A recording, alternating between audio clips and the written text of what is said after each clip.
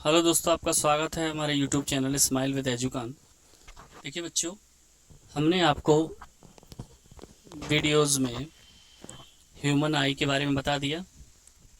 अब हम बात करते हैं बाद कि refraction of light through a prism, यानी प्रिज्म के जरिए रिफ्रैक्शन ऑफ लाइट के बारे में। ठीक है, स्लैब अलग होता है, प्रिज्म अलग होता है। स्लैब अलग होता है, प्रिज्म अलग होता है। स्लैब के बारे में हमने लाइट रिफ्लेक्शन एंड रिफ्रैक्शन में पढ़ा था।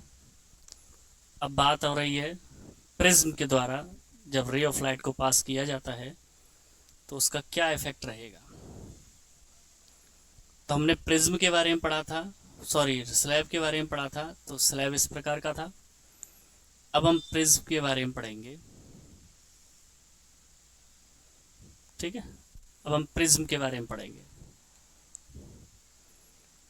तो when A ray of light is incident on A rectangular glass slab, incident वही बात लाइट वाले चैप्टर की, यानी वह रे ऑफ लाइट जो फॉल होती है, पड़ती है किस पर, किसी भी ट्रांसपेरेंट ऑब्जेक्ट पर, जैसे मिरर था, लेंस था, यहाँ पर है रेक्टेंगुलर ग्लास स्लैब पर जब पड़ती है तो after refracting through the glass slab, यानी ग्लास स्लैब से रिफ्रैक्ट होने के बाद इट गेट्स डिस्प्लेस लेटरली, तो ये थोड़ा सा डिस्प्लेस हो जाती है, यानी जो इस तरीके से जानी थी वो थोड़ा सा क्या हो जाती है, डिस्प्लेस हो जाती है अपनी जगह से। एज अ रिजल्ट, इसी के परिणाम स्वरूप द एमरजेंट रे कम्स आउट, एमरजेंट रे बनती है। इसको मैं दूसरे कलर से बताऊं, यहां पर देखिए ये एमरजेंट रे बनती है।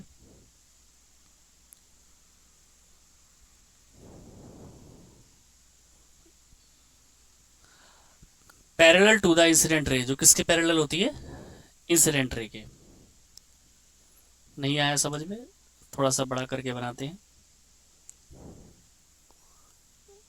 ये हमारा एक ग्लास स्लैब मान लेते हैं, मैं इसे ट्रायंगल शेप में बना रहा हूं। ये हमारा रे ऑफ लाइट है जो हल्का सा डिस्प्लेस हुआ है। ये हमारा एमरजेंट रे है। तो ये एक दूसरे के पैरेलल होता है, यानी आई के पैरेलल ई, एमरजेंट रे। जाना तो इस रे को सीधा चाहिए था,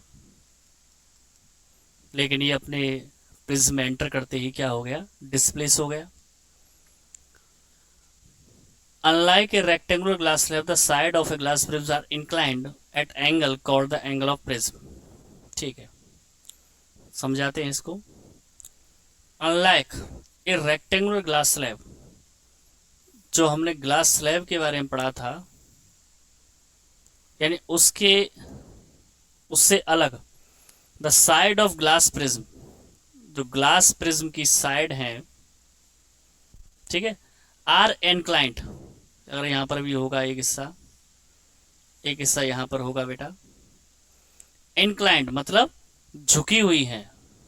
ये देखेंगे आप तो यहां से रे ऑफ लाइट जा रही थी तो स्ट्रेट था, यहां पर भी स्ट्रेट है, लेकिन यहां पर ये कैसी है, झुकी हुई। यानी इस वाले पोर्शन को देखें आप, ये बिल्कुल पास में है, यहाँ गैप बढ़ता जा रहा है, गैप बढ़ता ही जा रहा है, इनक्लाइंड है, inclined at an angle called, यानी यहां पर जो एंगल बन रहा है,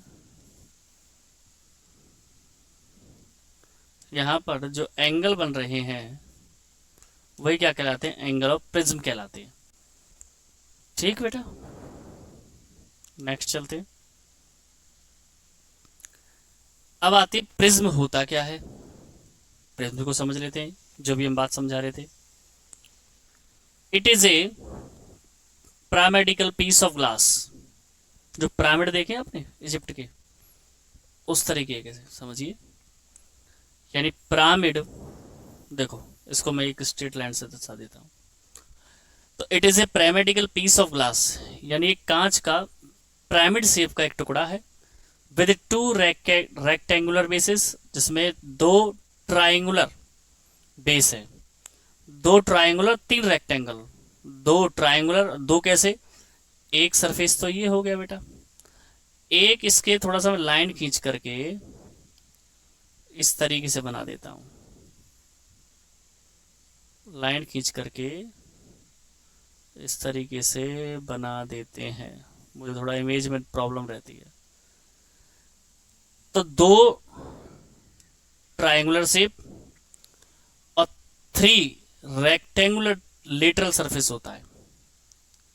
लेटरल का मतलब ये समझाया था, झुका हुआ। तो ये जो प्रिज्म होता है वो पिरामिड, जो पिरामिड शेप होती है, उस पिरामिड शेप का एक कांच का टुकड़ा होता है जिसमें दो ट्राइंगुलर और तीन रेक्टेंगुलर लेटरल सरफेस होती है। सरफेस मतलब सतह, जिससे टकरा करके प्रकाश की किरण पार होगी। एंगल ऑफ प्रिज्म अभी समझाया था, दोबारा समझ लेते हैं। The angle between two adjoin, the angle between two adjoin lateral surface, यानी जो मिलने वाली, जैसे एक ये है और एक ये है, आप यहां पर देख पा रहे होंगे तो क्या बन रहा है, ये है लेटरल सरफेस पर बनने वाला जो एंगल है वो पिरामिड का एंगल है। जैसे यहां पर भी देखें तो यहां पर भी एंगल बन रहा है, तो यही हमारा एंगल ऑफ प्रिज्म है। इंपॉर्टेंट क्या है आगे समझते हैं, डिस्पर्सन ऑफ व्हाइट लाइट, इसी पर बात है, इसी को हमें थोड़ा ढंग से समझना होगा। डिस्पर्सन ऑफ व्हाइट लाइट को, कि डिस्पर्सन ऑफ व्हाइट लाइट, पहले डिस्पर्सन समझ लीजिए। डिस्पर्सन का मतलब होता है बिखराव, जैसे एक लाइट जा रही है उसका बिखराव हो जाना क्या कहलाता है, डिस्पर्सन। तो डिस्पर्सन ऑफ व्हाइट लाइट, सफेद प्रकाश का, श्वेत प्रकाश का डिस्पर्स हो जाना।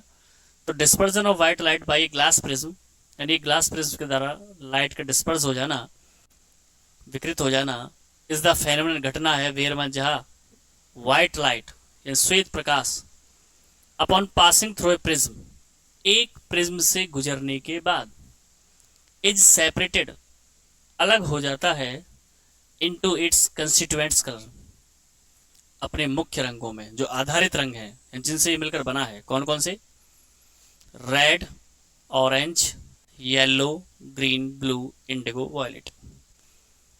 कलर को काउंट करें तो कितने होंगे, 7 होंगे, 2 3 4 5 6 7। तो डिस्पर्जन ऑफ व्हाइट लाइट होता है जब एक प्रकाश की किरण, सफेद प्रकाश की किरण होती है, किसी भी प्रिज्म से पास होती है और अपने कंस्टिट्यूएंट कलर, जो मुख्य कलर है, उनमें क्या हो जाती है बेटा, डिस्पर्स हो जाती है। दिस ऑक्योर्स, ये होता है because different colour of light have different wavelength. ये किसकी वजह से होता है, ये मेन पॉइंट है। दिस ऑक्योर्स, ये होता है बिकॉज, क्योंकि डिफरेंट कलर्स ऑफ लाइट, अलग अलग प्रकार के रंगों का अलग अलग वेवलेंथ होता है, यानी हर रंग का अलग अलग वेवलेंथ होता है, जिसकी वजह से होता है। एंड ए प्रिज्म रिफ्रैक्ट्स, यानी या बेंड हो जाता है, लाइट ऑफ डिफरेंट, अलग अलग में। तो अलग अलग वेवलेंथ होने की वजह से लाइट प्रिज्म से पास होने के बाद अलग अलग भागों में बेंड हो जाती है। कुछ समझ में नहीं आया तो ऐसे समझिए, ये हमारा प्रिज्म है, यहां से हमने व्हाइट लाइट को पास किया, अभी आपको एक कलर दिखाई दे रहा है व्हाइट, व्हाइट नहीं है, ऐसे मान लीजिए अलग अलग रंगों में डिवाइडेशन हो जाएगा, क्योंकि हर एक की वेवलेंथ अलग होगी। यहां से ये मुख्य व्हाइट लाइट थी, लेकिन जैसी सरफेस से टकराई, ठीक है ना, प्रिज्म के, तो ये बैंड होकर के अलग अलग जिनकी वेवलेंथ है उसके अनुसार अलग अलग हो गए। मेरी आवाज थोड़ी आपको ऐसा ही लग रहा होगा। Wavelength by varying amounts, shorter wavelength like violet, इसको ध्यान रखिए ना, तो कम वेवलेंथ होती है, यानी सबसे कम, वो है हमारी है वॉयलेट। आर बेंट, झुक जाता है, more than longer wavelength like red, और जिसकी वेवलेंथ ज़्यादा है उसकी तुलना में वॉयलेट ज़्यादा बेंड हो जाता है रिफ्रैक्ट होने के बाद, बिकॉज ऑफ शॉर्टर वेवलेंथ। ऐसे समझिए, अब तो आपको पक्का समझ में आ जाएगा, यही मैं मानता हूँ। इसको यहाँ लेते हैं। जैसा आप देख पा रहे होंगे ये हमारी वाइट लाइट है, मैंने वाइट सी कलर का यूज किया है। अब ये लॉन्गर वेवलेंथ है इसलिए कम झुकी है ना, और मैं कलर ये वाला ले लेता हूँ। और ये वाला जो हमारा वॉयलेट है, वैसे ही कलर वॉयलेट है, ये ज़्यादा बेंड हो गई। इसका रीज़न क्या रहा, क्या रीज़न रहा इसकी, क्या है, शॉर्टर वेवलेंथ है, उसकी लॉन्गर वेवलेंथ है। तो लॉन्गर वेवलेंथ होने की वजह से, अब कलर पे ध्यान मत दीजिएगा, वर्ड पे ध्यान दीजिएगा, जो रेड है उसका क्या है, लॉन्गर वेवलेंथ है, ठीक है। और जो वॉयलेट है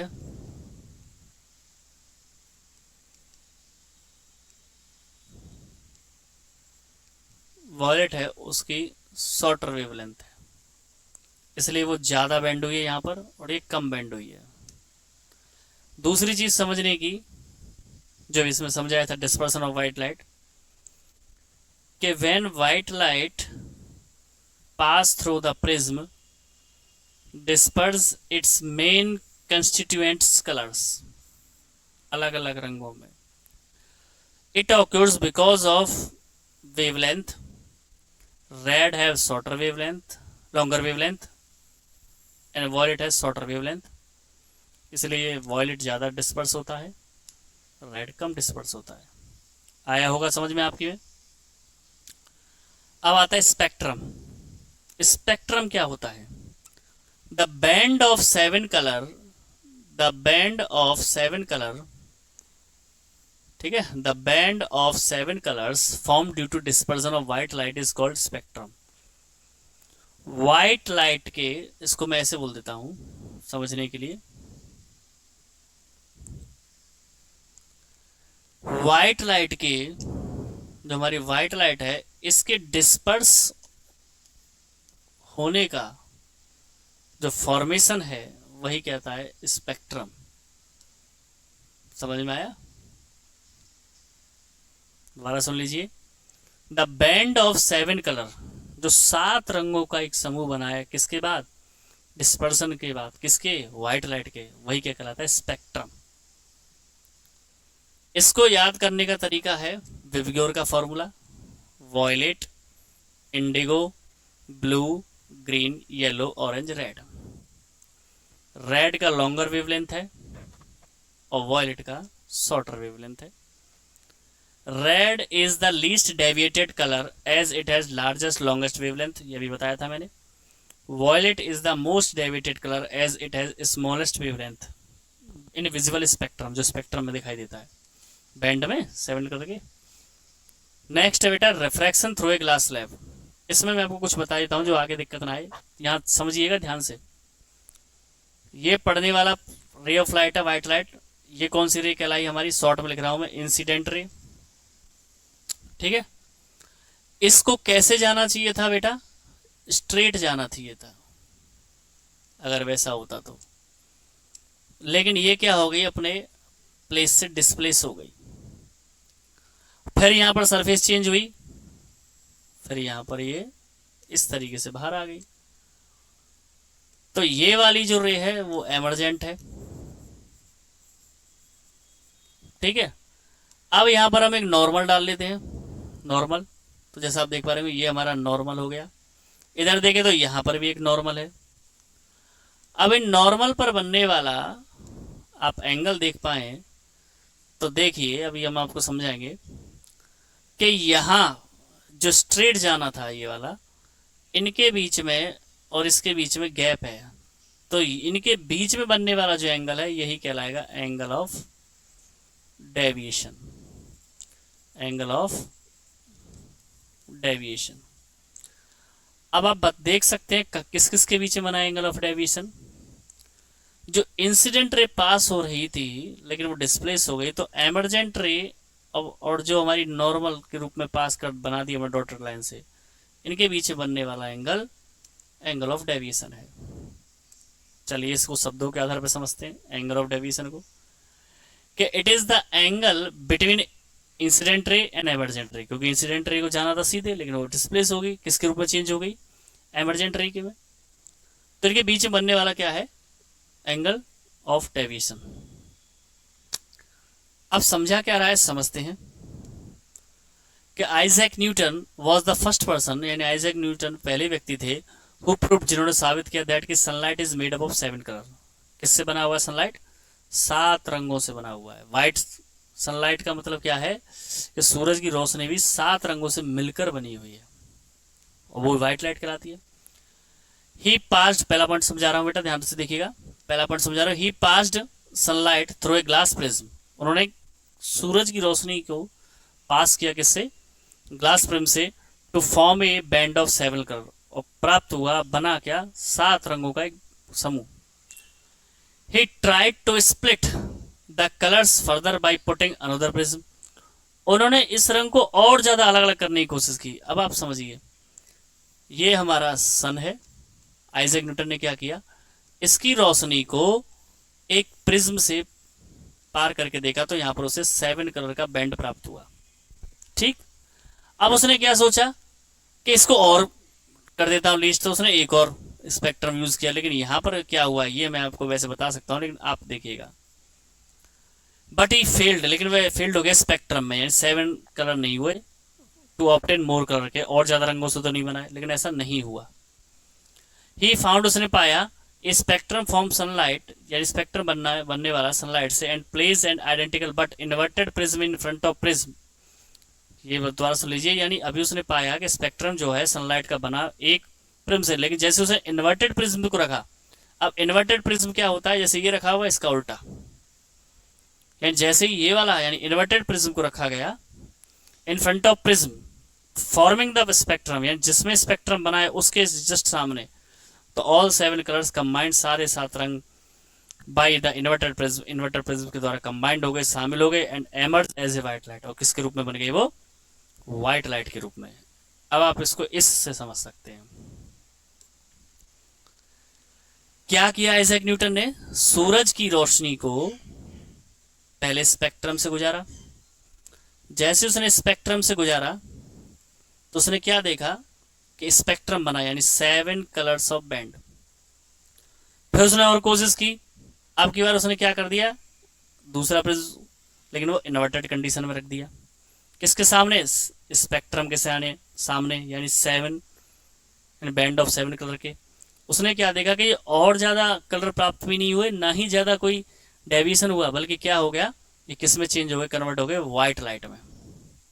ठीक है, ये आप समझ पाए होंगे, आसान था, ये आसानी है। तो आशा करता हूँ आपको यहाँ तक समझ में आया होगा।